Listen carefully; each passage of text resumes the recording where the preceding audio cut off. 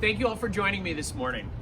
Today, on Earth Day, we reflect on the state of our planet and the difficult challenges that lie ahead if we hope to stop and reverse the catastrophic impact climate change will have on our city, our country, and our world.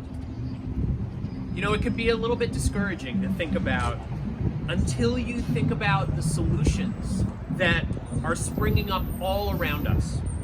Sometimes they require national partnership, such as investing in renewable energy and modernizing our electricity grid. I applaud President Biden's announcement today that he will cut our nation's carbon emissions in half by 2030. No other candidate for mayor will be able to work hand in hand with the president to make that pledge real for New Yorkers. But other times the solutions just require local leadership, like reclaiming public space that has been handed over for decades to cars and other vehicles that negatively contribute to climate change. This stretch of Lincoln Place from Bedford Avenue east to Washington Avenue is one of our city's open streets, spaces where New Yorkers can sit, walk, cycle, eat, share, and take greater ownership of the 80% of our city's public space that is made up of streets and sidewalks. Executed properly, open streets can be a powerful tool for strengthening communities and making our streets safer and our air cleaner.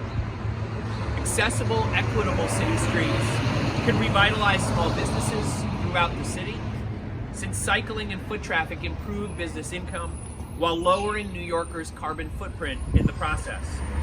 In some cases, they're a lifesaver for businesses during the pandemic, allowing businesses to use roadways to serve customers safely and responsibly, with the added benefit of increased air quality and less car congestion.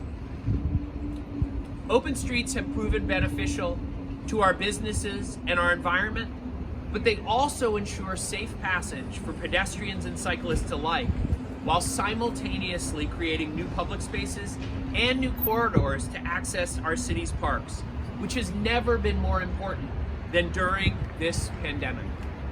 By putting people over cars, we can make New Yorkers safer, make our businesses stronger, and cut down on our city's emissions and bring us that much closer to achieving net zero emissions by 2050, as laid out in my far-reaching climate plan.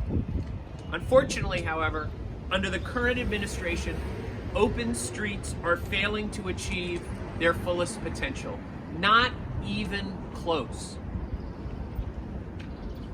Just a few months ago, I was visiting what was supposed to be an open street in the Bronx, just to find no barrier in sight and cars parked on both sides of the street. And it wasn't an isolated incident either. Just look. Today, we find exactly the same thing. No barriers, cars coming down the street and vans, just like there was never an open street in the first place.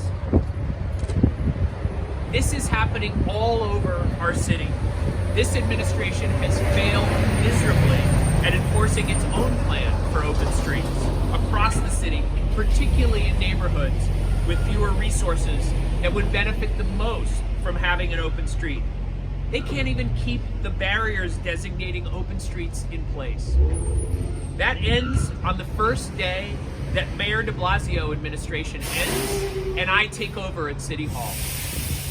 I have committed to expanding permanent open streets across our city and will do it in a way that reflects input from residents and maintains the unique character of neighborhoods all across New York. After all, neighborhoods with open streets recognize their value, like the folks in Jackson Heights and Corona, who called on the Department of Transportation to make 34th Avenue a permanent open street. As with all of my other policies, I will use open streets as a tool to promote greater equity and opportunity in our city. We'll invest first in the communities that have historically relieved the loop. We'll invest first in the communities that have You see? Cars everywhere. We'll invest first in the communities that have historically received the least support while thinking about which locations are most conducive to successful and well-used open streets that support the surrounding community. We'll achieve this by using data, by listening to community leaders, by establishing robust public-private partnerships, and by following the lead of my Chief Equity Officer.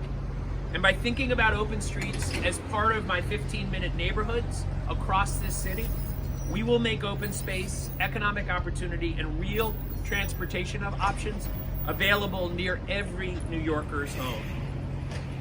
Our city and cities across the globe contribute immensely to the current climate crisis, the consequences of which are going to be inherited by our children and grandchildren if we do not act. On this Earth Day, it is imperative that we appreciate both the national solutions to the crisis as well as what we can do right here with local solutions like open streets. These are the kinds of solutions that will help transform our city. And I am the only candidate with the experience at all levels of government to make these solutions a reality. I'm the only candidate who's going to make this a city that works for everyone. Thank you.